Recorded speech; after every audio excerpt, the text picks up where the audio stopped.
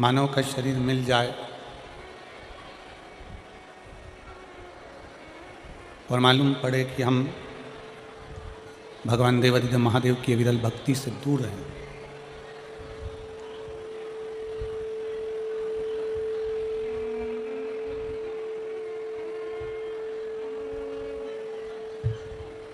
तो फिर ये संसार सागर में जन्म लेना हमारा व्यर्थ है। शरीर मानव का मिलने पर, मानव का शरीर प्राप्त होने पर भगवान देवाधिदेव महादेव की भक्ति को धारण करना, महादेव की भक्ति को अपने भीतर उतारना। अगर शरीर मनुष्य का मिल गया और मनुष्य का शरीर मिलने पर शिव भक्ति आप कर रहे हैं, भगवान शंकर की विरल भक्ति को आप अगर धारण कर रहे हैं, भगवान शिव का यदि आप भजन कर रहे हैं, तो ये मानकर चलें कि फिर इस मृत्यु लोक में दूसरा जन्म हमारा नहीं होगा। जगत गुरु शंकराचार्य जी ने अपनी वाणी में, अपने शब्दों में कहा है कि पुनरपि जननम पुनरपि मरणम के प्रपंच से छूटने के लिए शिव की भक्ति जरूरी है।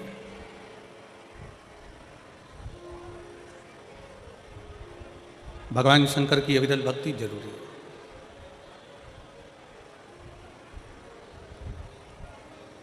एक चक्र चलता है हमारे जन्म और मरण का, बार बार जन्म लेना, फिर मर जाना, फिर जन्म लेना, फिर मर जाना, फिर जन्म लेना, फिर मर जाना।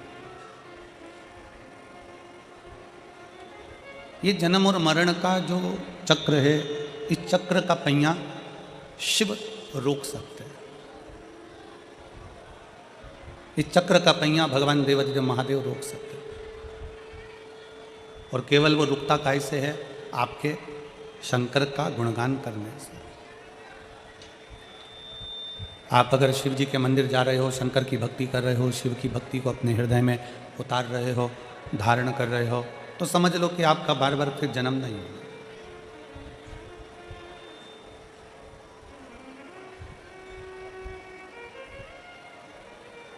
भीड़ बहुत होती है ना, तो लोग धक्का मारते हैं। जब बहुत ज़्यादा भीड़ होती है तो लोग धक्का देते हैं, धक्का मारते हैं। बोलो सही है कि गलत है? आप बहुत भीड़ है तो लोग आपको धक्का देंगे, धक्का मारेंगे। उसी तरह भीड़ में लोग जैसे धक्का मारते हैं, उसी तरह जब हमारा पाप बहुत बढ़ जाता है, बहुत पाप बढ़ जाता है, तो वो पाप भी पुण्य को धक्का मारता है कि तू यहां से हट जा। हमारा पाप पुण्य नहीं करने देता, पाप पुण्य को प्रबल नहीं होने देता, पाप पुण्य को धक्का मारकर एक और कर देता।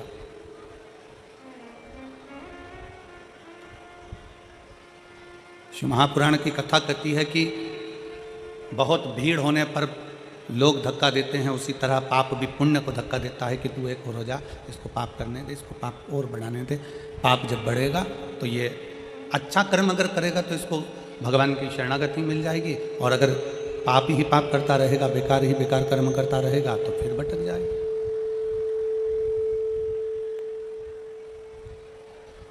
फिर पुनः भटक जाएगा।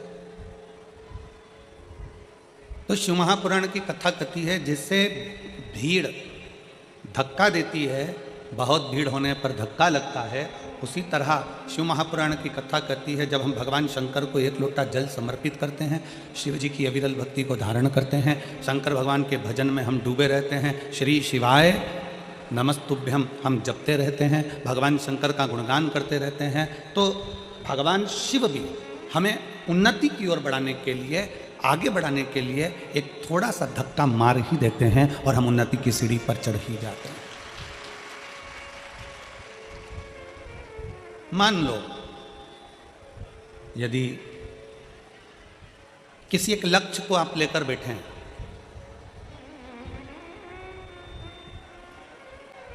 बाबा हमारा ये काम कर देना, बाबा हमारा ये कार्य पूर्ण कर देना, बाबा हमारा ये कार्य पूर्ण कर दीजिए, बाबा ये हमारा काम है, आप पूरा कर देना, आप ये कृपा कर देना, आप ये दया कर देना, आप ये करुणा कर देना। शिव महापुराण की कथा कथी, अगर आपका वो कार्य नहीं हुआ, मान लो तुमने मेहनत भी करी, सब कुछ करा, खूब मेहनत कर कर तुम आगे भी बढ़ गए, सब कुछ हो गया और तुम्हारा वो कार्य जो तुमने सोचा था वो नहीं हुआ, तो भगवान शंकर को उसके लिए भी धन्यवाद देना। तुम्हारा सोचा हुआ कार्य अगर नहीं हुआ है तो भगवान शंकर को उसके लिए भी धन्यवाद देना कि बाबा हो सकता है कि तूने मेरे लिए और भी कुछ अच्छा सोच कर रखा होगा, इसलिए अभी तूने वो कार्य नहीं होने दिया, आगे चलकर तू जरूर करेगा। हम ये विचार ना करें, हम हमारे मन में ये भाव उत्पन्न ना करें, हमारे मन में ये विचार लेकर ना आए, हमारे मन में हम ये भाव लेकर ना आए कि बाबा ने हमारी नहीं सुनी या बाबा ने हमारे लिए कार्य नहीं किया ना।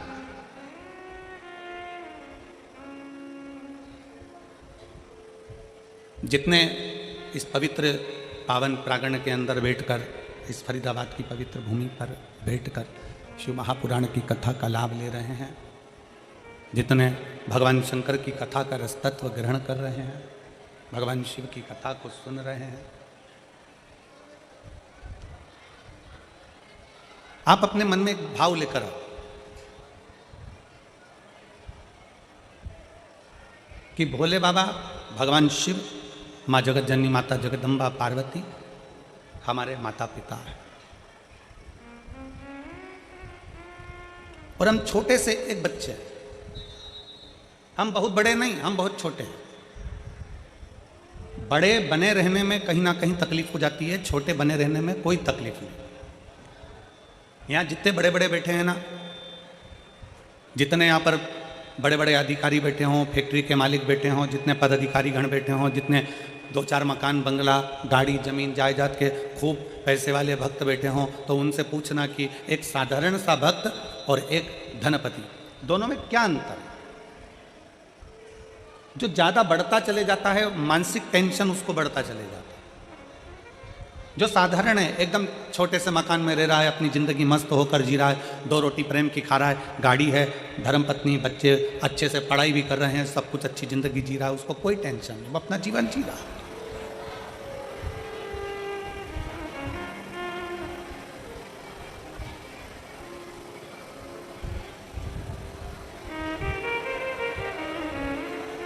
रोड का कितना भी टैक्स जमा कर दो, रोड टैक्स कितना भी जमा कर दो, पर रोड पर रह नहीं सकते। आप लोग जब गाड़ी उठाते हैं, 4 व्हीलर गाड़ी खरीदते हैं, 2 व्हीलर गाड़ी खरीदते हैं या बड़ी कोई गाड़ी खरीदते हैं, तो उसमें रोड का टैक्स जमा होता है। रोड का टैक्स कितना भी जमा कर दो, पर आप रोड पर रह नहीं सकते। आप मकान बनाकर रोड पे नहीं रह सकते, तो आप कहो कि हमने रोड का टैक्स जमा करा, हम तो यहाँ मकान बना के रहेंगे। हमने रोड का टैक्स जमा करा है, हम तो यहाँ बीच रोड पे हमारी गाड़ी खड़ी करके हम तो यहाँ 4 घंटे तक, 8 घंटे तक, 10 घंटे तक, 12 घंटे, 24 घंटे खड़े रहे। नहीं, रोड का कितना भी टैक्स जमा कर दो, पर रोड पर तुम रह नहीं सकते। उसी तरह परिवार, कुटुंब, कबीला और दुनिया के लिए तुम कितना भी कर दो, पर तुम्हें कोई अच्छा कहने वाला नहीं मिलेगा। आखिरी में तुम्हें ताने सुनना ही पड़ेगा। तुम रोड का टैक्स जैसे जमा करते हो तो रोड पर मकान नहीं बना सकते, रोड का टैक्स जमा करते हो तो रोड पर तुम रह नहीं सकते, रोड का टैक्स जमा करते हो तो रोड पर तुम अपनी गाड़ी 24 घंटा 36 घंटा खड़े नहीं कर सकते। रोड का भले तुम टैक्स जमा कर दो, पर रोड पर तुम मकान बनाकर नहीं रह सकते, रोड पर तुम रह नहीं सकते। उसी तरह संसार के लिए, परिवार के लिए, कुटुंब के लिए, बेटों के लिए, बेटी के लिए, भाई के लिए, बंधु के लिए, सखा के लिए, बहन के लिए, रिश्तों के लिए, नातों के लिए, परिवार के लिए तुम कितना भी करना, अपनों के लिए कितना भी कर लेना, चाहे पढ़ाई के लिए कितना भी कर लेना, पर तुम्हारे लिए कोई अच्छा नहीं कहेगा। तुम इस विचार को छोड़ दो, तुम इस मन से ये विचार निकाल दो कि कोई तुम्हारे लिए अच्छा कहे।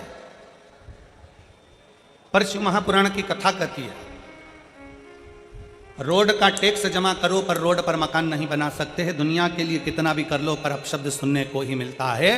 पर शिव महापुराण की कथा कहती है कि शंकर को अगर तुमने भूल से भी एक लोटा अगर जल समर्पित करा है, तुम्हारे मरने से पहले, मरने के बाद की गारंटी तो हम भी नहीं देते और ना हमारा शिव पुराण देता है। यहां तो जीते जी की गारंटी है।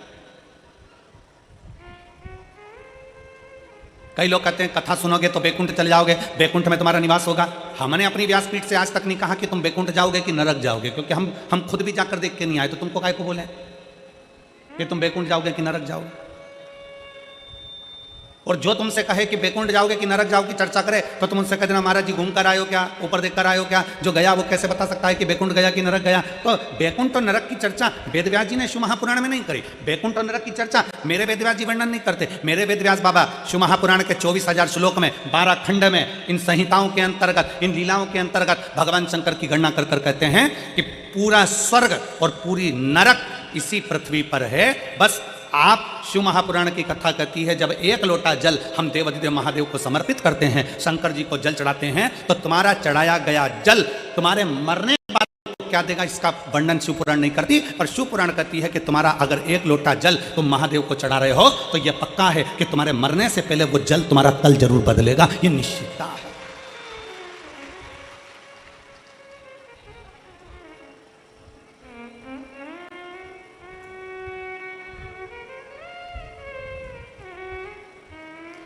वो जल तुम्हारा कल बदल सकता है। आपने शिव जी को जल चढ़ाया है, वो चढ़ाया गया जल तुम्हें फल दे सकता है। पौधे किस किस के यहां लगे हैं? पौधे, गमला, गाय का भी पौधा लगा है, लगा तो है तुम्हारे घर में। पौधे जिन जिन क्या लगे हैं, रोज पानी देते हो कि नहीं देते हो? जम के बोलो जरा, जम के देते हो। फल रोज आते हैं क्या उसमें? जम के बोलो, नहीं। फूल रोज आते हैं क्या उसमें? नहीं। फल भी समय पर आएंगे, फूल भी समय पर आएंगे। कर्तव्य तुम्हारा है कि पौधे में रोज पानी देना है। फल भी आएगा, फूल भी आएगा, समय आएगा तो फल फूल दोनों प्राप्त होंगे। बस पौधे में पानी डाले जाओ तो फल फूल तुम्हें मिलेंगे जरूर। तुमने पानी डालना बंद करा तो फल फूल तुम्हें प्राप्त नहीं होंगे। उसी तरह शंकर पर एक लोटा जल चढ़ाए जाओ, चढ़ाए जाओ, चढ़ाए जाओ, मेरा भोले बाबा उसका फल तुम्हें जरूर देगा। थोड़ा समय लग सकता है, निश्चित समय पर देगा, देगा। थोड़ा समय लग सकता है, थोड़ा समय लगेगा। और शंभु शरणे पड़ी मांगू घड़ी रे घड़ी, दुख काटो दया करी न दर्शन। शंभु शरणे पड़ी मांगू घड़ी रे, दुख काटो दया करी दर्शन। थोड़ा समय लग सकता है। जल चढ़ाते जाओ, पौधे में जल डाले जाओ, वृक्ष के नीचे पानी चढ़ाए जाओ, फल आएगा। पौधे में जल डाले जाओ, फूल जरूर आएगा। उसी तरह शंकर पे एक लोटा जल चढ़ाए जाओ, प्रतिदिन चढ़ाओ, एक ना एक दिन उसका फल जरूर आएगा और तुम्हारा कल्याण जरूर चढ़ाएगा।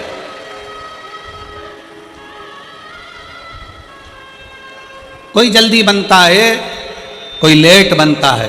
शंकर को जल चढ़ाने वाला एक दिन सेठ जरूर बनेगा। थोड़ा समय लग सकता है, थोड़ा आगे पीछे हो सकता है, थोड़ा समय आगे पीछे होगा, पर होगा जरूर।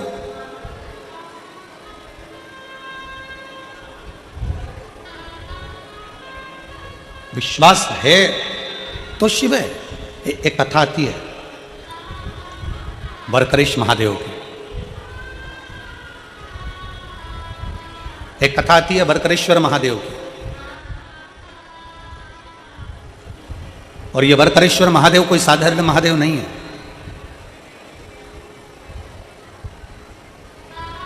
एक बड़ा सुंदर सा चरित्र आता है।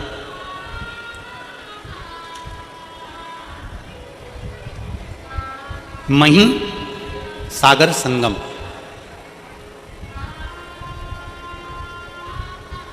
दुनिया का एक ऐसा तीर्थ महिसागर संगम, जहाँ पर मही नदी सागर में जाकर मिलती है तो उसको महिसागर संगम कहते हैं।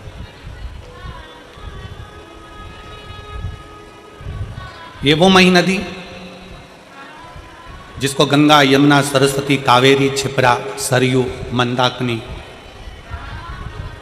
जब सब बैठकर आपस में चर्चा करती हैं और आपस में बैठकर हरि का गुणगान करती हैं तो मही नदी को प्रकट कर लेती। ये मही नदी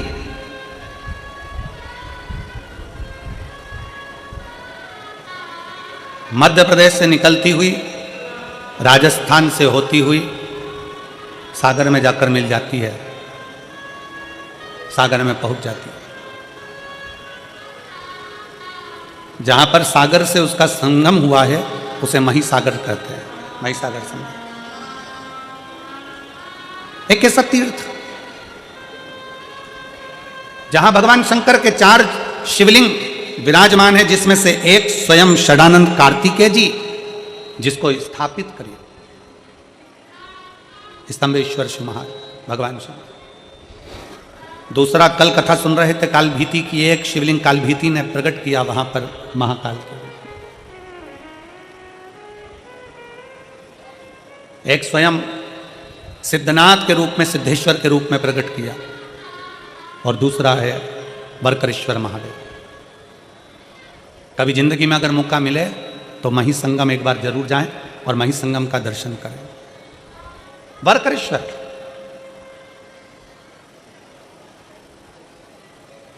गुजरात की पवित्र भूमि पर जाकर ये मही नदी सागर में जाकर समाहित होती है, ऐसा पवित्र भूमि है वहां महिसागर। महिसागर संगम का ये पवित्र संवाद बरकरेश्वर महादेव का एक बड़ा सुंदर चरित्र वर्णन होता है। एक भटकती एक बकरी भटकती इस पवित्र महिसागर संगम के पास पहुंच जाती है। अब चींटी को नहीं मालूम है कि मथुरा कौन सा है, कि वृंदावन कौन सा है, कि काशी कौन सा है, कि द्वारका कौन सा है, कि जगन्नाथ कौन सा है, कि बद्रीनाथ कौन सा है, कि केदारनाथ कौन सा है, कि रामेश्वरम कौन सा है। ये चींटी को नहीं मालूम। पक्षी को नहीं मालूम कि कहां द्वारका है, कहां जगन्नाथ है, कहां काशी है, कहां मथुरा है। जीव जंतु को नहीं मालूम कि कहां कौन सा तीर्थ है। केवल एक मानव, मनुष्य, मानव का देह, मानव का शरीर, जिसको मालूम है कि मथुरा कहां है, जिसको मालूम है काशी कहां है, जिसको मालूम है गोवर्धन कहां है, जिसको मालूम है वृंदावन कहां है, जिसको मालूम है उज्जैनी कहां है, जिसको मालूम है सोमनाथ कहां है, जिसको मालूम है नागेश्वर कहां है। केवल एक मानव, मनुष्य।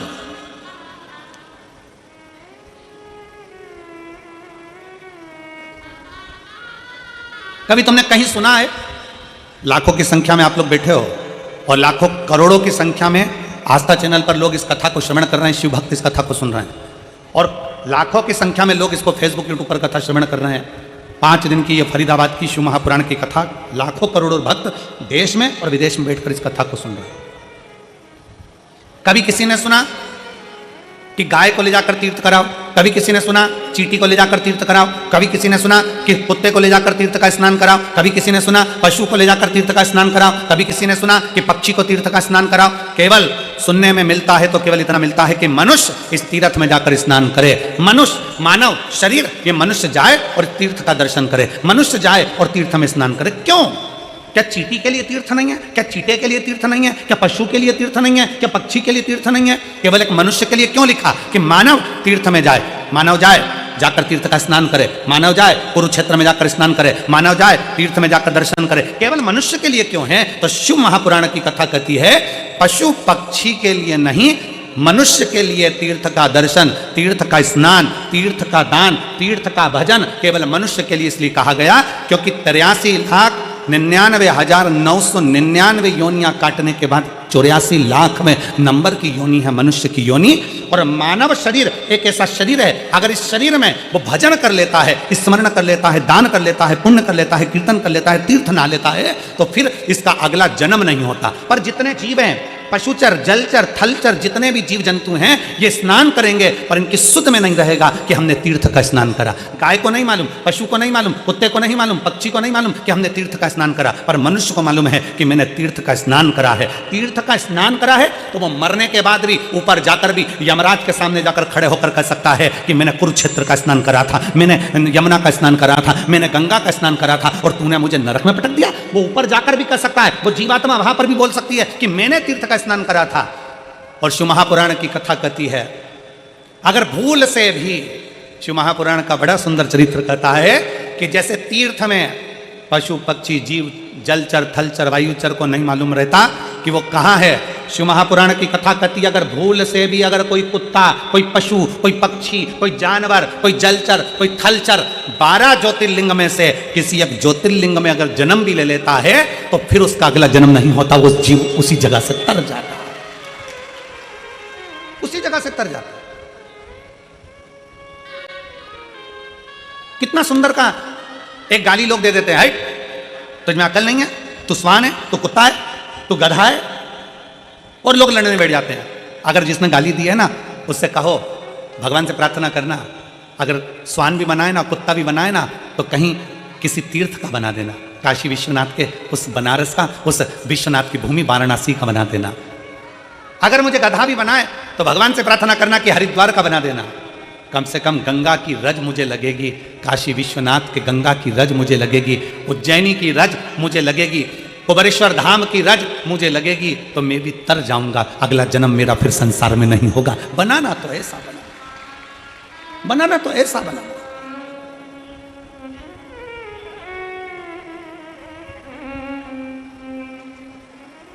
और शंभु शरणे पड़ी मांगू घड़ी रे दुख काट दया करीन दर्शन आपो।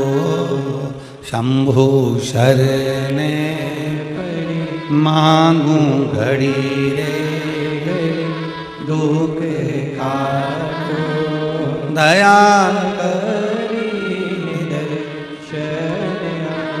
शिव कथा कह रही है, भगवान शंकर का संवाद कह रहा है, शिव महापुराण कह रही है। बकरी को नहीं मालूम था कि ये महिसागर संगम है।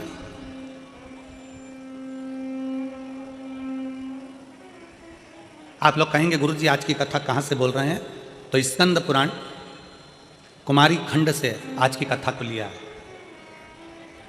स्कंद पुराण का ये पवित्र चरित्र शिव महापुराण के अंतर्गत स्कंद पुराण का ये छोटा सा भाव लिया गया।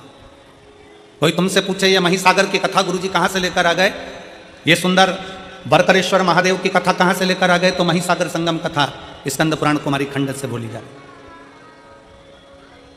एक बकरी, उसको नहीं मालूम बकरी को तीर्थ क्या है, बकरी को नहीं मालूम कि क्या धाम है, बकरी को नहीं मालूम कि कहां।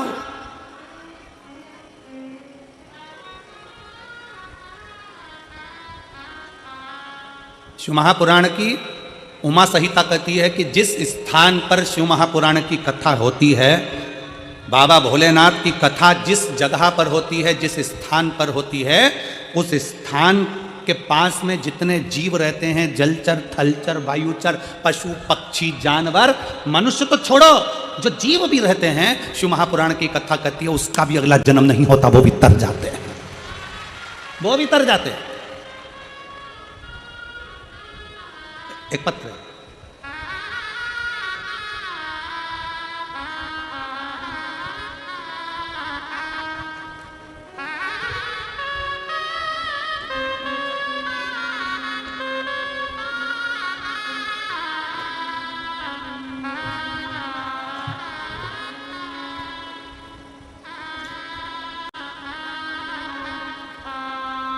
मैं हरियाणा की, ये क्या लिखा है,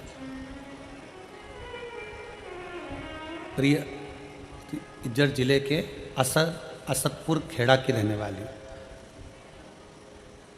असदपुर खेड़ा की रहने वाली हूं। मैं 3 साल से ये पत्र जिसने दिया है, राम जी का फोटो बना है, जिन्हें दिया है वो अगर बैठी हो तो हाथ हिला सकती है। राम जी का फोटो बना है इसमें, अगर कहीं बैठी हो तो हाथ हिला सकती हैं, और अगर बैठी हों तो एक बेलपत्र लेने के लिए आ सकती हैं। मैं 3 साल से सरकारी नौकरी की तैयारी कर रही थी गुरुजी। मैंने 3 साल पहले पेपर दिया, उसमें भी मेरा सिलेक्शन नहीं हुआ। 3 साल तक मैं रेगुलर पेपर देती रही, पर मेरा कोई सिलेक्शन नहीं हुआ। गुरुदेव, अब मैं करूं तो करूं क्या? तब मैंने आपकी कथा सुनना प्रारंभ करी, और आप कहते हो कि दिल से पढ़ो, दिल से अध्ययन करो, 4 गुना पढ़ाई करो और 4 गुना अध्ययन करो। मैंने वो भी कर कर पढ़ाई करी, एग्जाम दिया, पर उसका भी कोई रिजल्ट नहीं। अब करूं तो करूंगा। तब मुझे मन में आया कि सीहोर वाला गुरुजी कहता है कि पशुपतिनाथ का व्रत करो, और मैंने पशुपतिनाथ का व्रत करना प्रारंभ करा। गुरुदेव, आप कहते हो कि पंडाल में बैठकर कथा का रसपान करो। मैंने पंडाल में बैठकर भी कथा का रसपान किया, और बाबा ने क्या मुझे दिया पंडाल में बैठ के कथा सुनने का फल। शायद दुनिया के लोग कहते होंगे कि पंडाल में बैठकर कथा सुनना, हम कहते हैं पंडाल नहीं, जिस जगह पर शिव महापुराण की कथा होती है वो पंडाल नहीं, वहाँ की मिट्टी कंकर शंकर बन जाती है, और बाबा हमारी बात को सुनता है। गुरुदेव, हमने कथा सुनना प्रारंभ करी, पंडाल में बैठकर पशुपतिनाथ का व्रत किया, और बाबा की कृपा से जो 3 साल पहले मैंने एग्ज़ाम दिया था, उस 3 साल पहले के एग्ज़ाम का रिजल्ट आ गया, और बाबा की कृपा से मैं हरियाणा पुलिस में भर्ती हो गई। मैं बाबा को यहाँ धन्यवाद देने के लिए आई। एक शिव तत्व लाइन अच्छी लिखी है, आप और हम गुनगुनाते हैं। और अभी मेरी ट्रेनिंग गुड़गांव में चल रही है। खाली ना जाता कोई दर से तुम्हारे, खाली ना जाता कोई दर से तुम्हारे, मैं भी खड़ी हूँ नंदी बाएं पसारे, अपने से लगा लो गिरा जा रहा हूँ, उठा लो भोले अपने दर से, अब तो ना टालो, गिरी जा रही हूँ, उठा लो। एक विश्वास अपने भीतर दृढ़ करिए, एक भरोसा अपने भीतर दृढ़ करिए। एक जीव जंतु को नहीं मालूम कि हम कहां पर हैं, एक पशु को नहीं मालूम कि हम कहां पर, एक पक्षी को नहीं मालूम कि हम कहां पर हैं।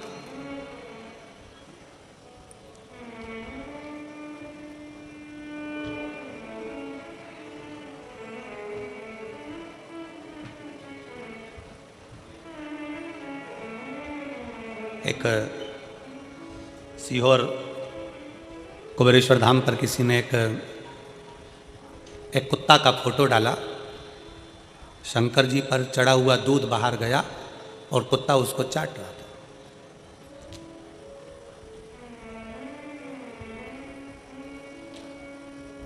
फोटो डालकर उसने लिखा कि गुरु जी से कहना कि जो दूध चढ़ता है वो कुत्ता बिल्ली पीते रहते हैं, तो गुरुजी ने मंदिरों की सफाई तो करवा ही दी है, पर ऐसा कर दो कि यह कुत्ता बिल्ली मंदिर के द्वार पर ना आए और वहाँ दूध वगैरह ना पिए।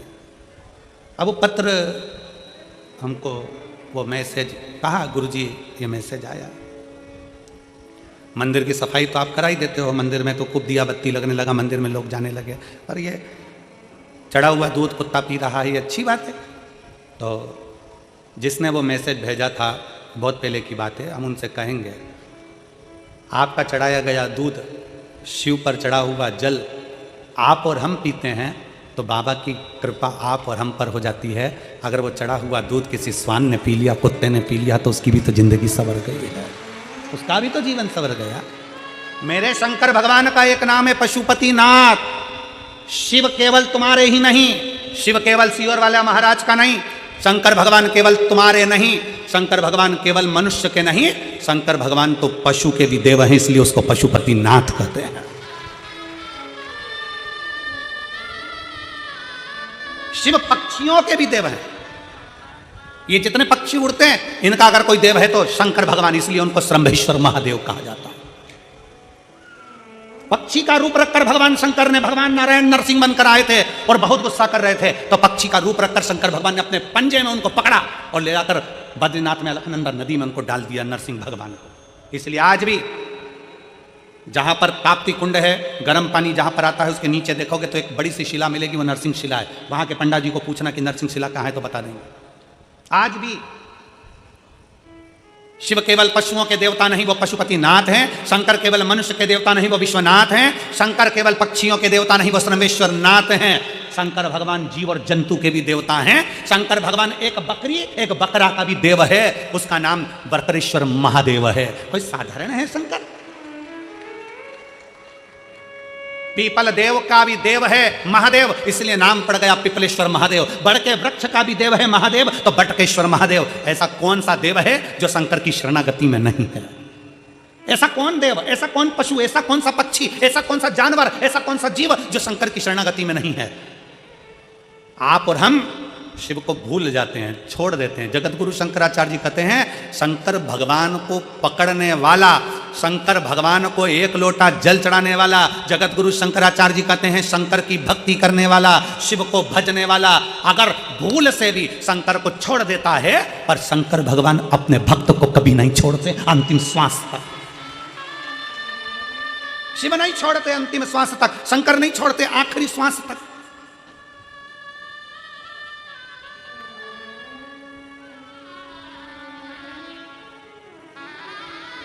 हर एक रवा भगत की कथा हमारे उज्जैनी में आती है, महाकाल राजा की रवा भगत की कथा। रवा भगत, एक रवा भगत की कथा आती है जो चंबल नदी के पार रहता था। अब चंबल नदी के पार रहता था रवा भगत, और वो शंकर को बड़ा भजता था। अब रवा भगत शिव को भजने वाला शंकर भगवान की पवित्र भूमि उज्जैनी में महाकाल बाबा का दर्शन करने जाता था। हर महीने का उसका नियम था कि बाबा महाकाल का दर्शन करने जाता। अब महाकाल का दर्शन करने जाता, कभी तो उसको डाकू लूट लेते, कभी उसका पूरा धन छुड़ा लेते। रवा भगत शिव जी का नाम लेते हुए महाकाल महाकाल जय श्री महाकाल, जय श्री महाकाल, जय श्री महाकाल बोलता बोलता चले जाता। कई साल निकलते चले गए, कई साल। उज्जैनी जाए, अवंतिका जाए, छिपरा नहाए, महाकाल का जल चढ़ाए और महाकाल का दर्शन करे। अब तो महाकाल मंदिर में प्रवेश ज़्यादा नहीं होता, पर पूर्व की कथा है जब तो महाकाल मंदिर में महाकालेश्वर और भक्त, इसके सिवा कौन जाते? लोग जल चढ़ाते और अपने घर चले जाते। छिपरा बिल्कुल महाकाल मंदिर के पीछे बहती थी। अभी अभी छिपरा तो महाकाल मंदिर से दूर हो गई, पर छिपरा महारानी महाकाल मंदिर की दीवार और छिपरा महारानी का बहना एक साथ था, इतनी नजदीक से बहती थी। रवा भगत महाकाल बाबा को जल चढ़ाए, छिपरा जी का जल भरे और महाकाल राजा को चढ़ा दे और चल दे। कई साल निकल गए, कई साल। अब एक बार रवा भगत उज्जैनी नहीं पहुंचा, अवंतिका नहीं पहुंचा, अवंतिका नहीं पहुंचा। एक महीना पूर्ण हो गया, अवंतिका नहीं आया। ध्यान, रवा भगत नहीं आया। 2 महीना हो गया, रवा भगत नहीं आया। 3 महीना हो गया, रवा भगत नहीं आया। अब तो भोलेनाथ को बेचैनी होने लगी और शंकर भगवान माता पार्वती से कहे, माँ जगत जननी से, पार्वती से। उज्जैन कौन कौन गया है? सब गए हो? रखो। शंकर जी के मंदिर में पार्वती जी हमेशा बैठी रहती है। उज्जैन महाकाल के मंदिर में पार्वती जी बैठी नहीं है, खड़ी हुई है। करें दर्शन आप लोगों ने? जम के तो बोलो, करें ना? पार्वती जी खड़ी। शिव बोले रवा भगत के लिए, पार्वती हर महीने मेरा भगत आता था, रवा भगत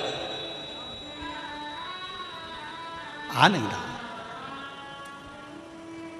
चंबल के पार रहता है, हो सकता है कहीं डाकुओं ने उसको कुछ त्राण दे दिया हो, तुम जाओ देखो क्या। पार्वती जी दौड़कर रवा भगत के यहाँ पहुंची और रवा भगत के यहाँ बूढ़ी का रूप रखकर उन्होंने क्या देखा कि रवा भगत के यहाँ तो खाने के भी लाले पड़ रहा है, खाने के लाले। क्यों? रहा नहीं गया। हाथ जोड़कर माता पार्वती जी ने रवा भगत से कहा, भगत जी, ओ भगत जी, पूरे नगरी में कोई दयालु दयाल नहीं है, पूरी नगरी में कोई दानी नहीं है, मुझे भूख लगी है, तुम्हारे यहाँ रख लोगे? मेरा कोई है नहीं, मुझ बूढ़ी को तुम कृपा कर दीजिए, अपने रख ली। रवा भगत ने कहा, माता जी आप मेरे यहाँ रहो, मना नहीं है, पर दिक्कत केवल इतनी सी है, मैं थोड़ा सा भी जोड़ कर रखता हूँ, डाकू आक्रमण करते हैं और मेरा पूरा गांव छोड़कर मेरे घर में आक्रमण कर कर मेरा खाने तक का अनाज ले जाते हैं, मेरी पत्नी भी भूखी, मैं भी भूखा, मेरे बच्चे भूखे, तुम क्या करोगे? क्या खाओगी तुम? क्या खाओगे? पार्वती जी ने कहा, मुझे यहां रहने तो, मुझे भी तो देखना है कि क्या हो रहा है।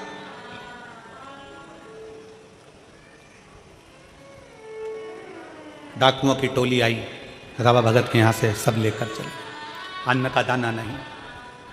थोड़े दिन होता फिर डाकुओं की टोली आती, रवा भगत के यहां से फिर लेकर चले जाते।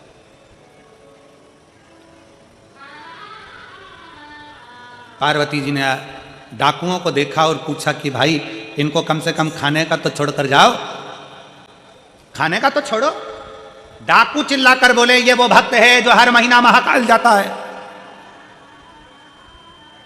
ये वो भक्त है जो हर महीना महाकाल जाता है, हमें देखना है कि महाकाल कब आकर इसको खिलाता है, हमें देखना है महाकाल कब आकर इसको खिलाता है, हमें देखना है। पार्वती जी मुस्कुराई, कहा अब तुम भी देखो कि महाकाल कब आकर खिलाता है। डमरू बजाता बजाता एक जोगीड़ा डमरू की नाद करते करते बजाता बजाता आ गया। पार्वती मुस्कुराकर बाहर निकलकर उस डमरू बजाने वाले जोगीड़ा का स्वागत कर, मेरे नाथ आ गए। जो आए, डाकू आए, सामान उठाए, वही सामान 4 गुना फिर बढ़ता जा। डाकू बाहर निकले, फिर सामान बढ़ता चले जा। डाकू फिर लेकर सामान निकले, फिर बढ़ता चले जा। बाहर इतना सामान इकट्ठा हो गया कि डाकू उठाने वाले कम पड़ गए, पर सामान कम ना हुआ। आखिरी में डाकुओं ने चरण पकड़ लिए कि महाकाल आकर खिलाकर भी जाता है, महाकाल आता है खिलाकर भी जाता है। अकाल मृत्यु वो मरे जो काम करे चंडाल का, काल उसका क्या बिगाड़े जो भक्त हो महाकाल का। मेरा महाकाल जो नियम बनाता है कि मैं कुबेरेश्वर धाम आऊंगा, मैं उज्जैनी जाऊंगा, मैं काशी विश्वनाथ दर्शन करने के लिए जाऊंगा, मैं महाकाल के दरवाजे पर जाऊंगा, जो नियम बनाता है 1-2 महीना, 4 महीना, 6 महीना, 5 महीना नियम तुम बनाते हो, बाकी के नियम मेरा महादेव निभाता है। अभी कथा में कहा था, शंकर को जल चढ़ाने वाला अगर 6 महीना 1 साल बाद भूल भी जाए, पर शंकर नहीं भूलते, शंकर तो उसको पकड़ कर रखते हैं, शिव उसको पकड़ कर रखते हैं।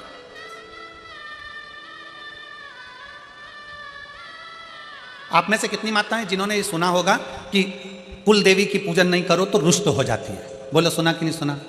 अरे जम के तो बोलो। वो देवता की पूजन मत करो तो वो रुष्ट हो जाते हैं। बोलो सुना कि नहीं सुना? अरे जम के तो बोलो सुना। अगर उनको प्रणाम नहीं करोगे तो रुष्ट हो जाते हैं। बोलो सही है। दिवाली पे सास को प्रणाम नहीं करो तो वो भी रूठ जाती है।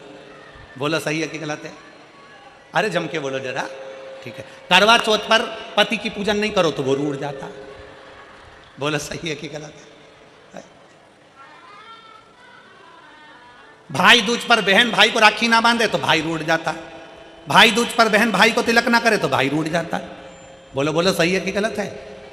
संसार में सब रूठते हैं, पर शिव महापुराण की विद्येश्वर संहिता कहती है, जो एक बार शंकर को जल चढ़ा देता है, शंकर उससे कभी नहीं रूठते हैं, शिव उसके गले लगते हैं, शिव गले लगते हैं। भगवान 33 कोटि देवी देवता अगर तुम्हारे घर में बैठे हैं, तुम्हारे घर में भगवान बैठे हुए हैं, सारे देवताओं को कुछ ना कुछ देना पड़ेगा। शंकर का शिवलिंग तुम्हारे घर के अंदर है, तुम अगर बाहर 1 महीना, 4 महीना, 6 महीने के लिए चले भी गई हो तो चले जाओ। घर में अगर शंकर का शिवलिंग है, तुम सोचो कि उस पर जल नहीं चढ़ा तो पाप करेंगे। अगर मैंने पानी नहीं चढ़ाया तो शंकर जी श्राप देंगे। मैंने शंकर जी को अगर फूल नहीं चढ़ाया, शंकर जी क्रोध करेंगे। मैंने शंकर जी को बेलपत्री नहीं चढ़ाई तो वो गुस्सा करेंगे। नहीं, शिव महापुराण की कथा कहती है, तुम्हारे घर के अंदर अगर शंकर का शिवलिंग है, तुम कहीं पर भी चलेगा, 6 महीना, 4 महीना, 15 दिन, 20 दिन, 1 महीना, कहीं पर भी चलेगा, शंकर का शिवलिंग है तो 1 बेलपत्री चढ़ाकर, 1 चावल का दाना चढ़ाकर तुम्हारी मर्जी पड़े जहां चले जाओ। और 6 महीने क्या, 12 साल बाद भी अगर तुम वापिस आओगे तो शंकर कभी तुम्हें पाप नहीं देगा, कभी श्राप नहीं देगा। शंकर शंकर ही रहेगा, शिव शिव ही रहेगा।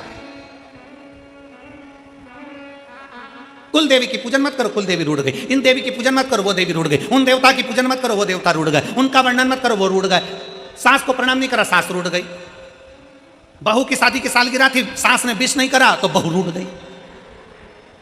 हमारी मम्मी ने हमको विश नहीं करा। अब मम्मी भी सोचे दिन भर तो विष घोलती है, क्या विष करूं तुझको, करूं तो करूं क्या ना। शिव शिव है, मेरा महाकाल राजा मेरा महाकाल है। भाई शिव महापुराण की कथा कहती है, शंकर का संवाद कहता है, शिव तत्व कहता है, शिव पुराण कहती है। दुनिया रूठ जाए, दुनिया रूठ जाए, पर मेरा महाकाल कभी नहीं रूठता। दुनिया भटक जाए पर मेरा महाकाल अपने भक्त को भटकने नहीं देता। वो संभाल लेता है और अपने हृदय से लगा लेता है। वो संभाल लेता है, अपने हृदय से लगा लेता है। वो शिव है, शिव ओघड़ दानी है, वो शंकर है।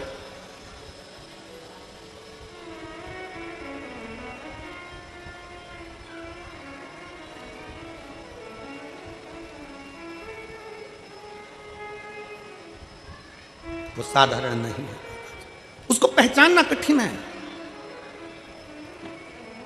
और अंत समय प्रभु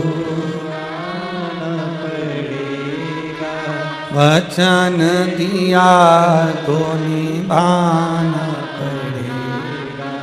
आए ना आए प्रभु कुटुंब कबीरा, अंत समय प्रभु आना पड़ेगा। वचन दिया तो निभाना पड़ेगा। अंत समय प्रभु आना पड़ेगा। वचन दिया तो निभाना पड़ेगा। दुनिया रूठ जाए, दुनिया भटक जाए, मेरा शिव तुम्हें भटकने नहीं दे सकता।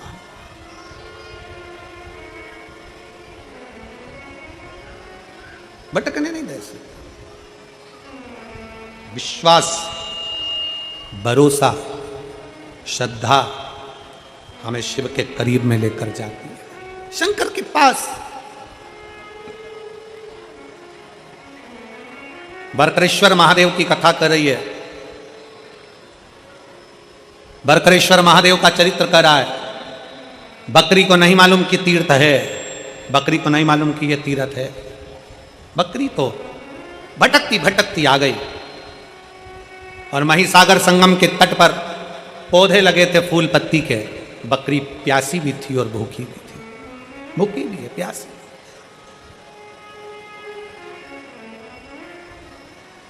बकरी भूखी भी है और प्यासी भी है।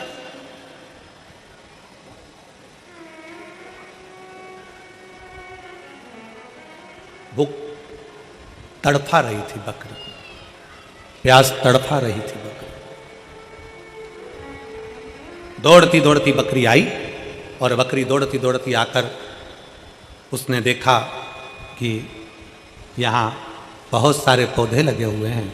उन पौधों में पुष्प भी लगे हैं, पत्तियां भी लगी हैं, मैं खा लेती हूं। बकरी पत्तियां तोड़कर खा रही थी, पत्तियां तोड़कर खा रही। बकरी को अंदाजा नहीं था कि पास में ही कुछ पौधे ऐसे कांटेदार लगे हुए थे जिसकी पत्तियां तलवार का काम करती थी, जिसकी पत्तियां तलवार का काम करती थी। बकरी को यह अंदाजा नहीं है।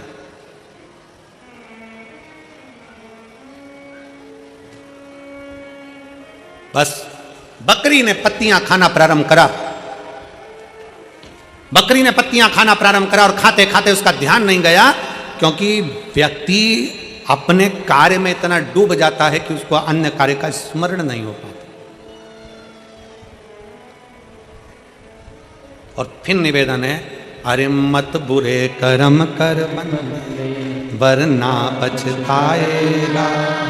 भगवान की आंखों से तू बच नहीं पाएगा, तू बच नहीं पाएगा। अरे ओ अज्ञानी मत करना दानी, अरे ओ अज्ञानी मत करना दानी।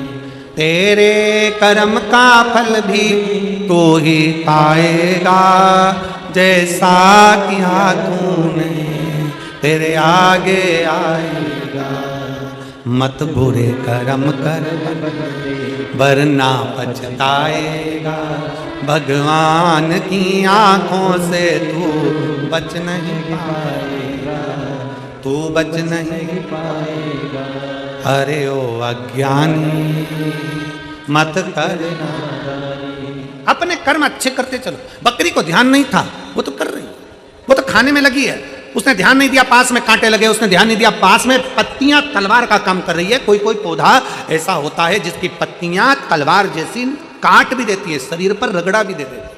बकरी को अंदाजा नहीं था। आप तो अपना कर्म करो, फल देना उसके एक पत्र है।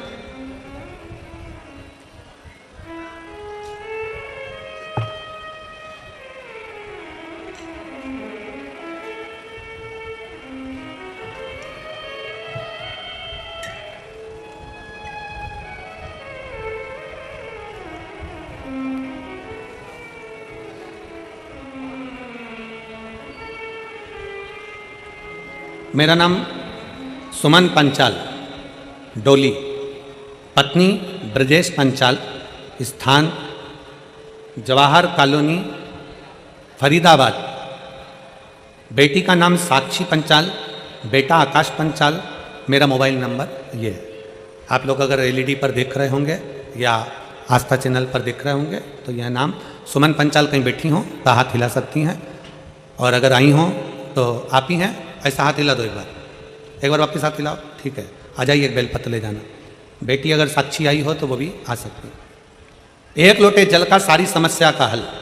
भोले बाबा का कृपा का क्या मैं वर्णन करूं गुरुदेव। मेरे बाबा ने ऐसा मेरा साथ दिया कि मैं विश्वास नहीं कर सकती।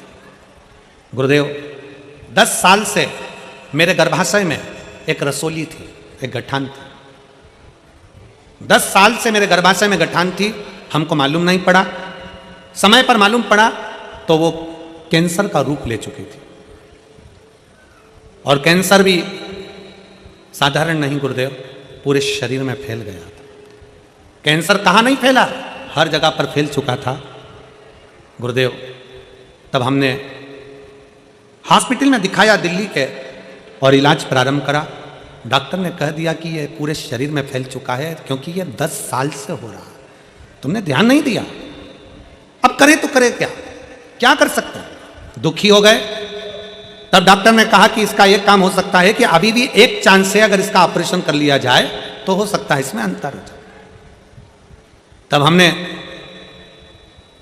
विचार करा कि थोड़े दिन की दवाई लेकर ऑपरेशन का विचार करते हैं, और तभी हमने डॉक्टर से समय ले लिया और बाबा का पहली बार किसी के कहने पर कथा सुनना प्रारंभ करी और बाबा पर भरोसा करा। गुरुजी, आपने व्यासपीठ से कह दिया था कि डॉक्टर भी शंकर का एक रूप होता है, डॉक्टर को जरूर दिखाओ। डॉक्टर बोले जांच कराओ, जांच कराओ। डॉक्टर बोले दवाई खाओ, दवाई खाओ। गुरुजी, आप बोलते हो कि डॉक्टर शिव का एक रूप रहता है, तो हमने डॉक्टर को शंकर मानकर, डॉक्टर को हमने नमन कर कर, प्रार्थना कर कर, उनसे भी हमने श्री शिवाय नमस्तुभ्यम बुलवाकर, और डॉक्टर से कहा डॉक्टर साहब मेरे कानों के पास श्री शिवाय नमस्तुभ्यम चलने देना और मेरा ऑपरेशन कर देना। डॉक्टर भी स्वीकार करे, और डॉक्टर को शंकर का एक रूप मानकर हमने ऑपरेशन करा लिया। ऑपरेशन कराने के बाद डॉक्टर ने कहा कि शरीर में तो बहुत ज़्यादा मात्रा में फैला हुआ है, अब बाबा ही जाने, और जिस पर तुम भरोसा करती हो वो जाने। हम शिव पर आश्रित हो गए। शंकर का चढ़ा हुआ जल लेकर पीना चालू कर दिया, रुद्राक्ष का जल पीना प्रारंभ कर दिया। गुरुजी, समय तो डॉक्टर ने हमको थोड़े से महीना का दिया था, पर आज बाबा की कृपा से मैं पूरी तरह से ठीक हो गई। मैं बाबा को यहाँ नमन करने के लिए आई। गुरुदेव, दूसरी बात और बताना चाहती हूँ। मेरी बेटी कभी आप पर भरोसा नहीं करती थी, कभी शंकर पर भरोसा नहीं करती थी, कभी किसी मंदिर में नहीं जाती थी, कभी मंदिर में नहीं जाती। उसने गवर्नमेंट जॉब के लिए इतने एग्जाम दिए, पर किसी एग्जाम में बेटी का नहीं हुआ। कई जगह पर बेटी ने पूछा भी, पर सबने जो बताया सब करा, पर बेटी का नहीं हुआ, तो उसका विश्वास खत्म हो गया। जब बेटी का विश्वास खत्म हो गया, तब मैंने अपनी बेटी से कहा कि शंकर भगवान जब मुझे रख सकते हैं तो तेरे भी गोद भर सकते हैं, तू एक बार पशुपतिनाथ का व्रत कर। मेरी बेटी कहती है मम्मी क्यों मुझे नौटंकी करने का बोलती हो, क्या होगा पशुपतिनाथ व्रत करने से, 5 दिया लगाने से, 6 दिया लगाने से क्या होने वाला है। मैंने अपनी बेटी से कहती है तू इतने साल से कर रही है प्रयास, तू एक बार पशुपतिनाथ का व्रत कर। मेरी बेटी ने पशुपतिनाथ का व्रत किया, और पशुपतिनाथ का व्रत कर कर पहला व्रत जैसे ही पूर्ण हुआ, मेरी बेटी ने एक एग्जाम 2 साल पहले दिया था। बाबा की कृपा से SBI बैंक में बेंगलोर में मेरी बेटी की सरकारी जॉब लग गई। मैं बाबा को यहाँ प्रणाम करने के लिए आई हूँ, और आज मेरी बेटी बेंगलोर में गवर्नमेंट जॉब कर रही है, मैं बाबा को यहाँ धन्यवाद देने के लिए आई हूं। ये शिव तत्व है, योग घड़ी है। अजब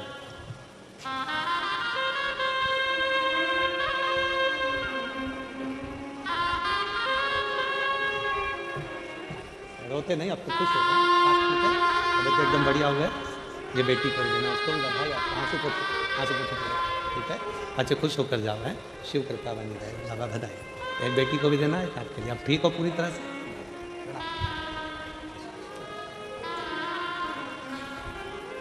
रिश्ता तेरा मेरा सबसे प्यारा, रिश्ता तेरा मेरा सबसे प्यारा, तू मेरा बाबा मैं हूँ तेरा लाला, मैं हूँ तेरा लाला, तू मेरा बाबा मैं हूँ तेरा लाला, मैं हूँ तेरा लाला।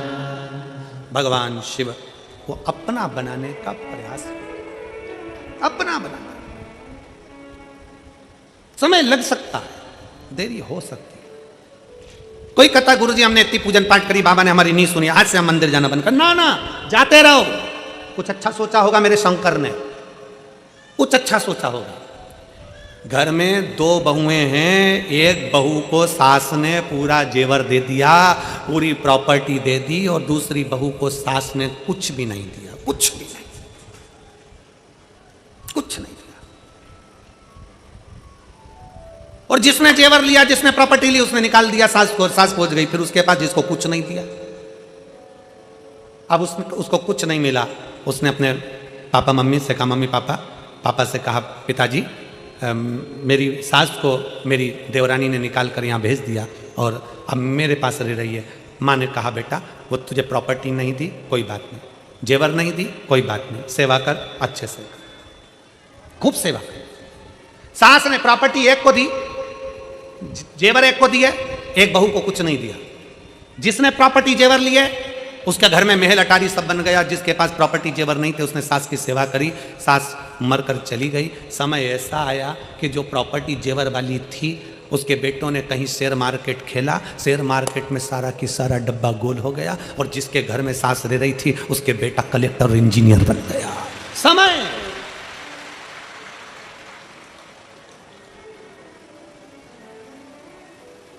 तुम्हारी नहीं सुनी ना। बाबा भोलेनाथ जी ने, बाबा मैंने इतना अभिषेक करा, पूजन करा, अर्चना करी, शंकर जी ने मेरी नहीं सुनी। मैंने शंकर जी से कहा था बस एक काम कर दो, ये काम कर दो, शिव ने नहीं सुनी। अरे कुछ अच्छा सोचा होगा, मेरे बाबा कम नहीं देते, मेरा बाबा थोड़ा रुक कर देगा, अच्छा देगा, बड़ी प्रबलता से देगा।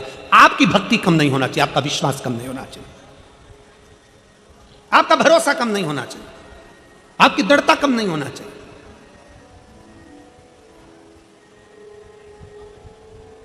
बढ़ाओ अपनी भक्ति को, बढ़ाओ अपने विश्वास को। ठोकर लग रही है ना, लगने दो। गिर रहे हो ना, गिरने दो। तकलीफ हो रही है ना, होने दो। बाबा पर भरोसा रखकर एक लोटा जल चढ़ाना प्रारंभ करिए। थोड़ा अविरल भक्ति को धारण करिए, थोड़ा विश्वास को प्रबल करिए, भरोसा प्रबल करिए। और खाली ना जाता कोई दर से तुम्हारे, खाली ना जाता कोई दर से तुम्हारे, मैं भी खड़ी हूँ नन्ही बाएं पसारे, अपने हृदय से लगा लो, लगा लो, गिना जा रहा हूँ, उठा लो, भोले अपने दर से अब तो ना टालो, गिरी जा रही हूँ, उठा लो। आप उसको साधने का प्रयास करें। शिव मंदिर में जाकर एक लोटा जल चढ़ाने का प्रयास करो। लोटा भर के जल नहीं हो तो 3 बार ताली बजा दिया करो। ये भी नहीं बन सके तो बम बम भोले, और ये भी ना हो सके तो शिखर का दर्शन कर लिया करो। ये भी ना बन सके घर बैठकर श्री शिवाय नमस्तुभ्यम बोल लिया करो।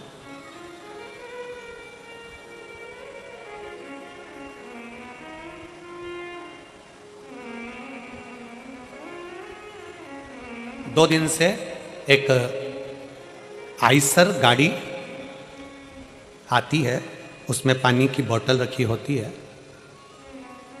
और पानी की बोतल की वो गाड़ी आकर जगह जगह पर बोरियां और पानी का बोतल उतार लेता है और सब लोग फिर वो पानी बांटना चालू कर देते हैं। 2 दिन से लगातार हो रहा है। तो समिति के जो सदस्य होते हैं इस चीज़ पर बड़ा ध्यान देते हैं, समिति के सदस्य बड़ा ध्यान देते हैं, विठलेश सेवा समिति। इतने में पूछा गाड़ी वाले से, भैया ये तुम पानी की बोतल लाते हो, इतनी सारी यहाँ बांटते हो, ऐसी ही पानी की बोतल तुमने हापुड़ में भी बांटी थी, क्यों? कहाँ के रहने वाले हो? उसने कहा हम नोएडा से आए हैं और पानी बांट रहे। पूछा कि ये पानी क्यों? तो कहा सब्जी का ठेला लगाता था और सब्जी का ठेला लगाते लगाते मेरी पत्नी ने मुझसे कह दिया था कि नोएडा में कथा चल रही है, एक बार अपन चल के सुनते हैं। सब्जी का ठेला एक दिन बंद करा, क्योंकि एक दिन भी सब्जी का ठेला बंद करते हैं तो घाटा लग जाता है, क्योंकि सब्जी तो सब्जी है, अगर नहीं बिकती है दूसरे दिन तो फिर वो बेकार हो जाती है और पूरा लॉस हो जाता है। पर एक दिन ठेला बंद करा, नोएडा कथा सुनी, बाबा से बस प्रार्थना करी, बाबा तू ऐसा दे देना कि मैं भी दोनों हाथों से लुटाता रहूं। और 3 महीने बाद एक मेरा मित्र मिला और वो मित्र ने कहा क्या मेरे साथ पार्टनरी में काम करेगा? इसने कहा मेरे पास पैसा नहीं है। तो कहा पैसा मैं लगाऊंगा, तू व्यवस्था देखना, और एक कंपनी चालू करते हैं। और मित्र ने साथ मिलकर कंपनी चालू करी। आधा हकदार मुझे बनाया, आधा हकदार उसको बनाया। आज बाबा ने इतना दे दिया कि मैं पानी भर भर कर भी पिलाऊं तो कम ना पड़े। इतना शिव कृपा करता है, इतना करुणा करने वाला। क्यों ये मेरी जीजियां, क्यों मेरे जीजा पानी बिस्कुट घर से रोटी बना कर ले आते हैं, पोहा बना कर ले आते हैं, जहां बैठते हैं वहां 5 लोगों को 10 लोगों को अपने पास में बैठे हुए को दोने में भर भर कर खिला देते हैं। खिचड़ी बनाकर डब्बे में लेकर आती हैं माताएं, साथ में अपने बैग में थोड़ी सी टॉफी डाल लेती हैं। क्यों? उसका फल मेरा शंकर देता, अच्छी जगह का फल देता। कितना वर्णन किया गया महाराज। एक कसाई गाय को लेकर जा रहा है, कसाई गाय को लेकर जा रहा था, निकलते निकलते कसाई थक गया, गाय को खींच रहा था, कसाई गाय को खींच खींच कर ले जा रहा है, कसाई थक गया, थक कर देखा कि कहां जाऊं, गाय को बांध दिया पेड़ से, सामने धर्मशाला थी, उस धर्मशाला में कसाई चले गया। धर्मशाला में कसाई बैठा, रात्रि को बैठकर भूख लगी, भंडारा चल रहा था, उसमें से भोजन कर लिया, भोजन करा, रात को सोया। दूसरे दिन कसाई गाय को लेकर फिर चल दिया। गाय को लेकर जब कसाई गया, गाय कटी, तो जो कसाई जिस धर्मशाला में ठहरा था, जो कसाई जिस भोजन को करा था, जिसका भोजन था और जिसकी धर्मशाला थी, उस कसाई ने जिस गाय को काटा था उसका आधा आधा हिस्सा उस धर्मशाला के मालिक को भी गया, उस भंडारे वाले को भी गया। आश्चर्य में पड़ गया। धर्मशाला का मालिक जब ऊपर गया तो भगवान से कहता है मैंने तो धर्मशाला बनवाई थी, मुझे नरक क्यों डाल रहे हो? दूसरा बोला मैंने भंडारा करा था, मुझे नरक क्यों डाल रहे हो? इतने में यमराज ने कहा, धर्मराज ने न्याय देकर कहा कि वो कसाई गाय लेकर जा रहा था, उसने तेरी दी हुई धर्मशाला में विश्राम करा। शिव पुराण कहती है अगर दान करना है, किसी को अन्न का दान कराना है, पानी पिलाना है, तो इतने भक्त जब एक साथ भगवान का भजन कर रहे हैं, दान करने का स्थान होता है कि कहां करो। गलत जगह पर कर कर अगर कोई गलत व्यक्ति खाकर निकल गया, गलत व्यक्ति बैठकर निकल गया, तो उसका भी दोष हमको लगता है। आपको तो गर्व होना चाहिए कि मैंने शंकर के एक भक्त को पानी पिलाया, आपको गर्व होना चाहिए कि मैंने शंकर के एक भक्त को भोजन कराया, आपको गर्व होना चाहिए कि मैंने शंकर के भक्त को बिस्कुट खिलाया या टॉफी खिलाई, मैंने शंकर के भक्त को बिठाया हुआ। शिव का भक्त दिन रात शंकर की भक्ति में डूबा हुआ था, उसको दिया। मैंने किसी ऐसे एरेगरे नत्थु खेरो को नहीं कि किसी को दे दिया और उसने दारू की दुकान पर जाकर पैसे फूंक दिए, उसने वेश्यावृत्ति में जुए में पैसा लगा दिया। आज के जमाने में बहुत रूप रख रख कर लोग साधु सन्यासी का रूप रख कर आते हैं, मांगते हैं और मांग कर वो पैसा मदिरा में लगा देते हैं, जुए में लगा देते हैं। सावधान, अपने धन का सदुपयोग करिए, सही जगह पर करिए, सत्कर्म की ओर बढ़िए। कोई ऐसा निर्माण भी मत करिए जिस निर्माण में अगर कोई पाप कर्म हो रहा है तो उसका लिप्तता हम पर आए। अगर कोई पाप कर्म कर रहा है तो उसकी लिप्तता हम पर आए। ना ना ना, अच्छा कर्म करिए, श्रेष्ठ कर्म की ओर बढ़े। कई बार बड़ा कर्म भोग मनुष्य को भोगना पड़ता है। बहुत कितना सुंदर कहा है, ट्रेन के अंदर लोग सफर करते हैं, एक बच्चा आता है, कपड़े उतारता है, ट्रेन में पोछा लगाने लगता है। देखा है तुम लोगों ने? अरे बोलो तो जम के, किस किस ने देखा है जरा बोलो। ट्रेन में सफर कर रहे हो, एक लड़का आया, कपड़े उतारे, पोछा लगाने लगा अपने कपड़े से, कचरा भी ना चले गया। बाद में तुम्हारे पास आया, मांगा, उसको तुमने 1 रुपया 2 रुपया 5 रुपया दिया, अगले स्टेशन पर उतरा, कोई नशे का सामान लिया, कपड़े में उसने भरा, सूंघ सूंघ कर किसी ट्रेन की चपेट में आ गया, कहीं जाकर मर गया, गिरकर। उसके मरने में 1 रुपया तुम्हारा भी लगा है, इसलिए नरक तुमको भी भोगना पड़ेगा। उसके मरने में 1 रुपया तुम्हारा भी लगा है, तो तुम कहोगे मैंने तो अच्छे के लिए दिया था। ना, जब सरकार ने लगा रखा है सफाई कर्मी, जब सरकार ने लगा रखा है सफाई करने वाला, तो तुमने उस बच्चे को क्यों रुपया दिया? किसी भूखे को भोजन, मालूम है वो बच्चा नशा कर रहा है, उसके नशे में तुम्हें 1 रुपया शामिल करे हो तो तुम्हें भी भोगना पड़ेगा। बेटी, गाय और लक्ष्मी, सोच विचार कर देना कि सही जगह दे रहे हो कि नहीं दे रहा है। बेटी को विचार कर कर देखना, पेट्रोल पंप, गाड़ी, बंगला, फैक्ट्री देखकर बेटी को मत देना। मालूम पड़े फैक्ट्री के मालिक को बेटी दे दो, और जिस लड़के से ब्याया वो लड़का दिल्ली से ही फरीदाबाद नहीं आ रहा है, मालूम पड़े वो गया वहां, मालूम पड़े गुड़गांव ही नहीं आ रहा है, नोएडा ही नहीं आ रहा है, बेटी इंतजार कर रही है, अभी तक नहीं आया, अभी तक नहीं आया, अभी तक नहीं आया, अभी तक नहीं आया। फैक्ट्री का मालिक था, पेट्रोल पंप वाला था, गाड़ी बंगला था, बेटी को ब्याह दिया धन देखकर, और बेटी रो रो के मरी जा रही है। ऐसी जगह बेटी को मत ब्याहना। लड़का ऐसा ढूंढना जो तुम्हारी बेटी का सम्मान करे, आदर करे, सत्कार करे, तो बेटी को ब्याहना।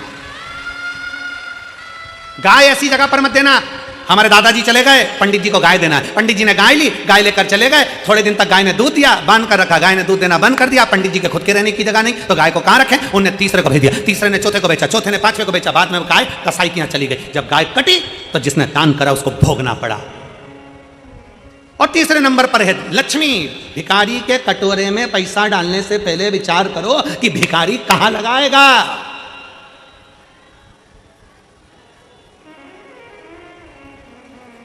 कहां लगाएगा? हमारे यहां सीहोर में कुबेरेश्वर धाम के प्रांगण के अंतर्गत और कुबेरेश्वर धाम के दरवाजे पर भी भिक्षा मांगना अलाउ नहीं है हमारे। क्यों? क्योंकि उसका नाम कुबेरेश्वर महादेव है। अगर कोई भिक्षा मांगता दिखता है तो हम उससे कहते हैं अंदर भंडारा चल रहा है, 24 घंटे चल रहा है, खाओ। और तुम्हें तनख्वाह चाहिए तो झाड़ू लगाओ, काम करो धाम पर, समिति तुमको महीने की तनख्वाह देगी। पर वो टिकते ही नहीं है। जैसे उनको मालूम पड़ा कि तनख्वाह भी मिलेगी, थोड़ी बहुत मिलेगी और भोजन भी फ्री का मिल रहा है, क्योंकि उनको तो करोड़ों में धन चाहिए, कुछ काम छोड़कर भाग जाते हैं, चले जाते हैं। इसलिए कुबेरेश्वर धाम के आसपास भिखारी टिकता ही नहीं है, क्योंकि भोजन फ्री है, रहना फ्री है। थोड़ी मेहनत करो, कर्म करो, सफाई करो, बाबा का गुणगान करो, फूल पत्ती को हटाकर साइड में रखो, अपने आप तुम्हें तनख्वाह मिलेगी। पर कोई रहने को तैयार नहीं। अपने धन का सदुपयोग करो, अपनी बेटी को सही जगह दो, अपनी लक्ष्मी को सही जगह दो और गौ माता को सही जगह दो। बेकार जगह पर नहीं भेजिए, बेकार जगह पर नहीं भेजिए। सबके लिए है, शिव शिव है, शंकर शंकर है। और जब तुम उसको बुलाओगे, बरकरेश्वर महादेव की कथा कर रही है, बकरी आई है, भूखी है, प्यासी है, भगवान वो बकरी को नहीं मालूम कि यहाँ एक धारदार कोई कांटा लगा है, कोई वो कांटे से, उसके पत्ते से उसका शरीर कट जाएगा, उसको अंदाजा नहीं हो पा रहा, उसका अंदाजा नहीं, वो तो अपने कर्म में लगी हुई है, अपने कर्म।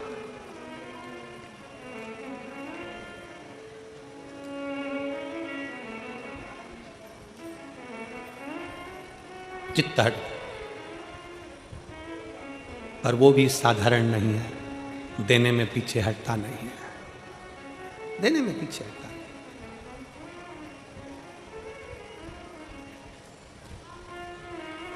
और महाराज उसकी याद, उसका स्मरण हमें सुख प्रदान कर देता, उसकी याद, उसका स्मरण।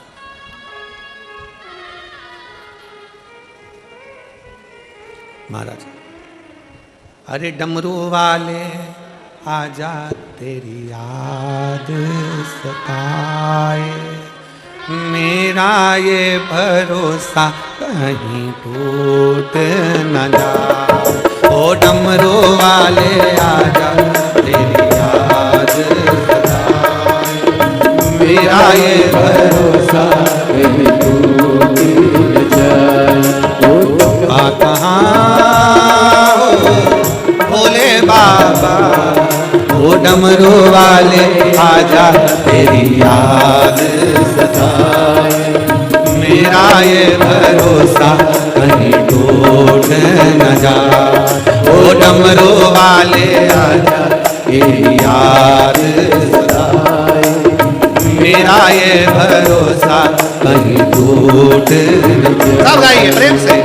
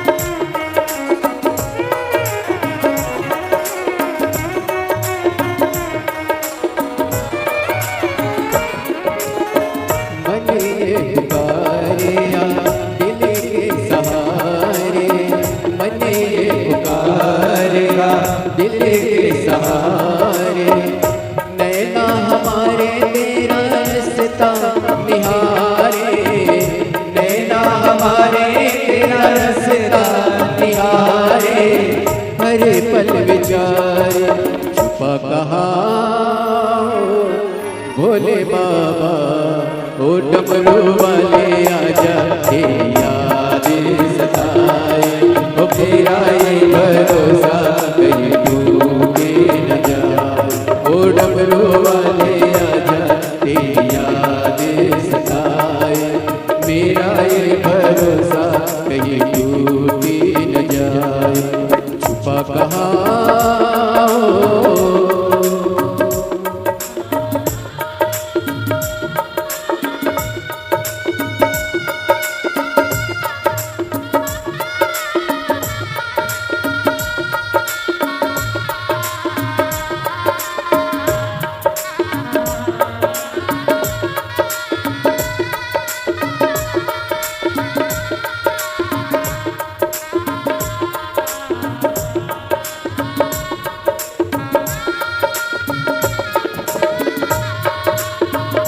को कृतार्थ में कर सके, आनंद में कर सके और सेवा के अनेक प्रकल्प पूज्य गुरुदेव के सानिध्य में जो चलते हैं, उसमें सबसे बड़ा संकल्प लिया है पूज्य गुरुदेव ने, सभी सनातन धर्म को मानने वाले लोगों के गले में रुद्राक्ष हो, सभी सनातन धर्म को मानने वाले लोगों के घर के मंदिर में रुद्राक्ष हो, और इस रुद्राक्ष का जल भगवान भोलेनाथ पर चढ़ाकर यह रुद्राक्ष का जल ग्रहण कर कर आप स्वतः ही जान सकेंगे ये रुद्राक्ष के महत्व को, इस सनातन धर्म के रुद्राक्ष के महत्व को आप स्वयं ही पहचान सकेंगे। इसलिए पूज्य गुरुदेव ने जो संकल्प लिया है, ये पूज्य गुरुदेव निःशुल्क रूप से वितरण कराए जाते हैं पूज्य गुरुदेव के सानिध्य में। प्रतिदिन सुबह 10 बजे से शाम 5 बजे तक निःशुल्क रूप से रुद्राक्ष वितरण किए जाते हैं, जिसका किसी भी प्रकार का शुल्क नहीं लिया जाता है। रुद्राक्ष ना ही कोरियर किए जाते हैं और ना ही किसी के हाथ से किसी के द्वारा भेजे जाते हैं। आपको स्वयं ही कुबेर भंडारी की पावन धरा पर आना है और रुद्राक्ष लेकर आप अपने गंतव्य की ओर रवाना हो सकते हैं। ऐसे सारे प्रकल्प चलते हैं, आप भी इन प्रकल्पों से जुड़ सकते हैं, आप भी हिस्सा बन सकते हैं इन पुण्यमय कार्य को, आप भी अपने आप को गौरवान्वित महसूस कर सकते हैं इन सारे प्रकल्पों से जुड़कर। तो जिन दानदाताओं ने, जिन भामाशाहों ने अपनी सौगराशि प्रदान करी, उन सभी पावनसारी पुण्यसारी दानदाताओं के नाम श्रीमती जावित्री देवी दिल्ली से सुंदर 651 रुपए की सौगराशि आपने समर्पित की, बहुत बहुत बधाई। तरुण जी अग्निहोत्री की तरफ से 2100 रुपए, बेजू प्रसाद सिंह जी की तरफ से 14,500 रुपए, कृष्ण गोपाल जी योगी की तरफ से अलवर राजस्थान से 14,500 रुपए, मुरारी कुमार केसरी रिया पूर्वा साई जी की तरफ से बिहार से 14,500 रुपए, चंदन जी ठाकुर की तरफ से बिहार से सुंदर 1,001 रुपए की सौगराशि आपने समर्पित की। मूर्ति राज जी रोहतक हरियाणा से सुंदर 21,000 रुपए की सौगराशि देकर आजीवन भोजन भंडार की सदस्यता ग्रहण करी, सुनहरे अक्षरों में अपना नामांकित कराया, बहुत बहुत बधाई। 14,000 आपके 14 सौगराशि आपने समर्पित की। सुनीता जी रोहतक हरियाणा से सुंदर 1,201 रुपए की सौगराशि आपने समर्पित की, बहुत बहुत बधाई। महेश जी पारासर तिगांव वाले की तरफ से सुंदर 1,101 रुपए की सौगराशि आपने बाबा कुबेरेश्वर धाम में समर्पित की, बहुत बहुत बधाई। श्रीमती ज्योति जी सक्सेना बुलंदशहर उत्तर प्रदेश से 14,500 रुपए, संजय जी अग्रवाल की तरफ से 5,100 रुपए की सौगराशि आपने बाबा कुबेरेश्वर धाम में समर्पित की, बहुत बहुत बधाई। सुधा विचार आपकी 14 सौगराशि आपने समर्पित की। कैलाश जी चौहान की तरफ से ठाणे मराठी से 14,500 रुपए, प्राची जी मौर्य की तरफ से लखीमपुर उत्तर प्रदेश से 1,000 रुपए, रामशंकर जी नायक की तरफ से पंजाब से 14,500 रुपए, आशीष जी मौर्य की तरफ से इंदौर मध्य प्रदेश से 651 रुपए, विजय डी जी जोशी की तरफ से मराठी से 14,500 रुपए, श्री सुमन मोहन जी कुड़ाले की तरफ से 3,151 रुपए की सौगराशि आपने बाबा कुबेरेश्वर धाम में समर्पित की, बहुत बहुत बधाई। सुधा विचार आपके 14 सौगराशि आपने समर्पित की।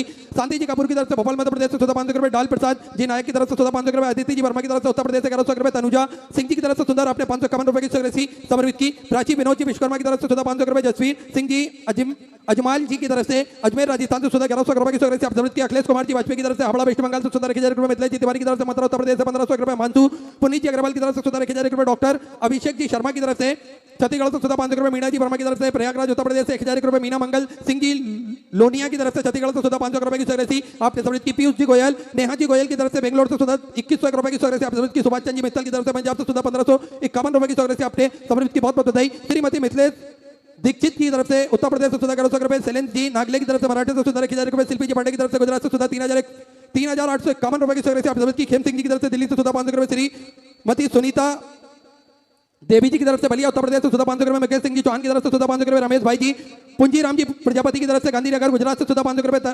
रत्नेश्वर सिंह जी मनोरमा देवी जी की तरफ से बिहार से 1,100 रुपए, स्नेह जी सोनार की तरफ से 14,500 रुपए की सौगराशि आप समर्पित की। अमित कुमार सिंह जी की तरफ से बिहार से 14,500 रुपए, रोहित गोरक्षनाथ जी राठौड़ की तरफ से मराठी से 14,511 रुपए की सौगराशि आप समर्पित की। राम अवतार सिंह जी इल्मिया की तरफ से उत्तर प्रदेश से सुधा 500 रुपए, जिगन जी पामनी की तरफ से सुधा 2500 रुपए की हिसाब से, समरवीत की जनक सिंह जी की तरफ से सुधा 551 रुपए, श्रीमती शांति देवी जी अग्रवाल की तरफ से गुजरात से सुधा 5100 रुपए की हिसाब से आपने बाबा को प्रेषित दामद समृद्ध की बहुत बहुत बधाई। सुधा विचार आपके सुधा सग्रेसी आपने समृद्ध की। राजपूती राजा जी की तरफ से दिल्ली से सुधा 2100 रुपए, श्रीमती पूजा चमोलिया रोहित जी की तरफ से गोवा से सुंदर आपने 1111 रुपए की हिसाब से की। मंजू नरेश जी अग्रवाल की तरफ से गोवा से सुधा 1100 रुपए, मधुलिका जी नौपानी की तरफ से कोलकाता वेस्ट बंगाल से सुधा 1000 रुपए, मानसी शंकर जी पाटिल की तरफ से सुधा 500 रुपए, सुबीर बालाजी अरोरा की तरफ से चंडीगढ़ पंजाब से सुधा 1100 रुपए, अरविंद जी उपाध्याय मुंबई से सुधा 1000 रुपए, राजकुमार जी चतुर्वेदी की तरफ से उत्तर प्रदेश से सुधा 500 रुपए, सुशील जी शर्मा की तरफ से सुधा 500 रुपए की तरफ से अभिजीत की राजकिशोर जी की तरफ से सुधा 500 रुपए, आरती सिंह जी मनोज सिंह जी की तरफ से सुधा 500 रुपए, देवेंद्र सिंह जी की तरफ से सुधा 500 रुपए, प्रीति जी जसवाल की तरफ से सुधा 500 रुपए, राजेश कुमार जी प्रजापति दिल्ली से सुधा 500 रुपए, हंसराज जी जालिम सिंह जी की तरफ से सुधा 500 रुपए, प्रेम रानी सिंह जी की तरफ से उत्तर प्रदेश से 551 रुपए, ललित जी राजपूत की तरफ से हरियाणा सुधा 1000 रुपए की तरफ से अपने समृद्ध की।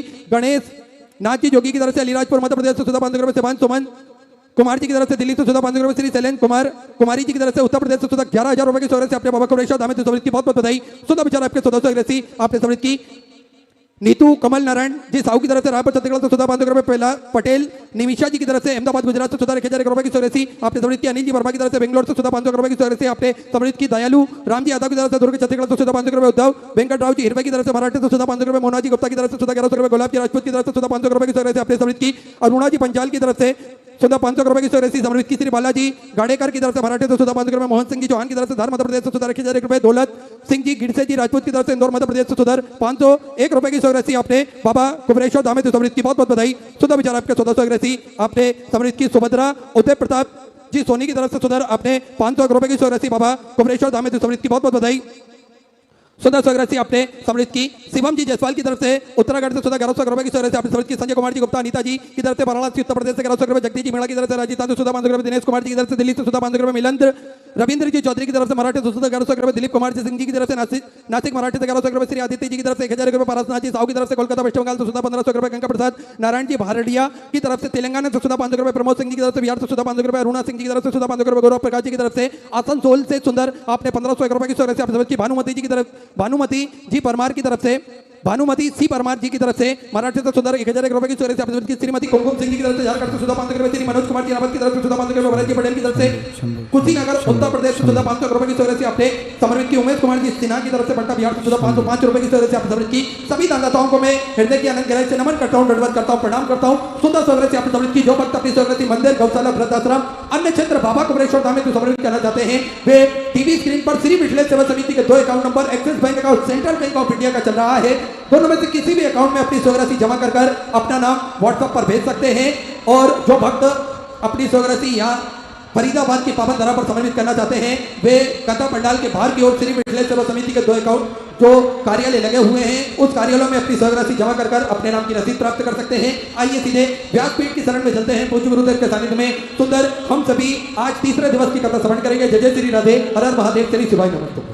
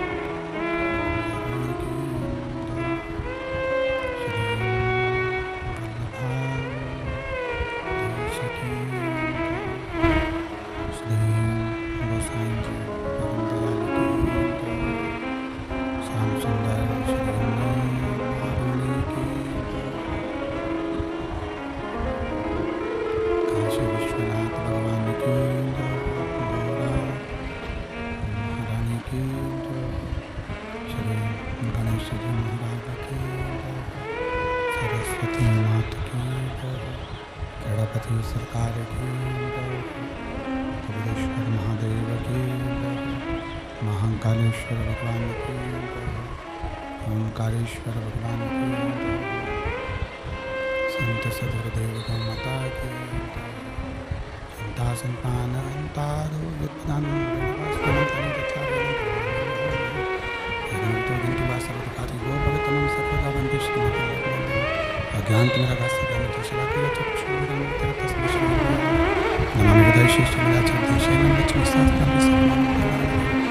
चतुर्विश्व चतुर्विश्व चतुर्विश्व चतुर्विस्तर सृजायते सुपंचराय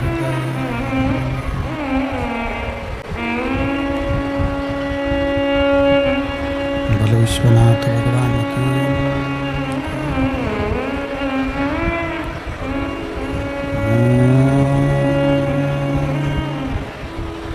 नमः शिवाय।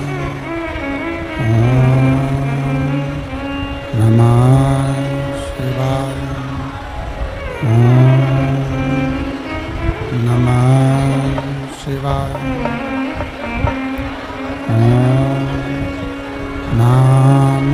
नमः शिवाय। नमः शिवाय।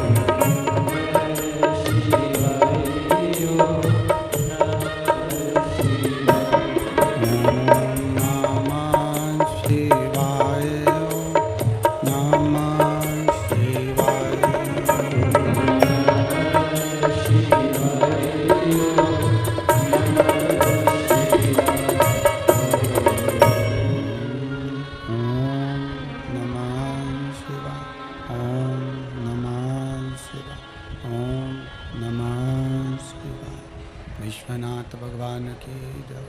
महाकालेश्वर भगवान की जय। ओंकारेश्वर भगवान की जय। कबरेश्वर महादेव की